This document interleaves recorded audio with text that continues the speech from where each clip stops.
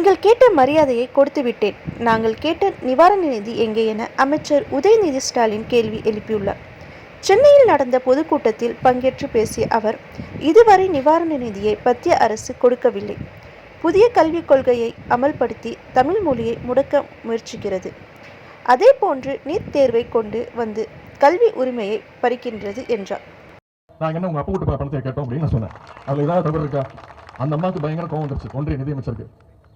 உடனே என்ன பண்ணாங்க, டெல்லியில் ஒரு மிகப்பெரிய பிரஸ் மீட்டை கூப்பிட்டு கிட்டத்தட்ட 1/2 மணி நேரம் உதயநிதிக்கு வகுப்படுத்தாங்க. மரியாதை கொடுக்கணும், மரியாதை இல்லாமல் பேசுறாரு அப்படின்னு எனக்கு பாடம் எடுத்தாங்க. நான் உடனே திருத்திக்கிட்டு அடுத்த நாளே சொன்னேன், மாண்புமிகு நிதியமைச்சர் அவர்களே, நான் உங்களுக்கு மரியாதைக்குரிய அப்பா வீட்டு பணத்தை நான் கேட்கல, எங்களுடைய மக்கள் கட்டிட்டுக்கூடிய வரி பணத்தை தான் கேட்கிறோன்னு நான் அடுத்த நாளே சொல்லிட்டேன். நீங்க கேட்ட மரியாதையை கொடுத்துட்டோம். நாங்க கேட்ட பணத்தை எப்போ கொடுப்பீங்க? கொடுக்கவே மாட்டீங்க. அது மட்டும் இல்ல, நிதி உரிமை, மொழி உரிமை, புதிய கல்விக் கொள்கைன்னு கொண்டு வந்து தமிழை எப்படியாவது முடக்கணும் பார்க்குறாங்க.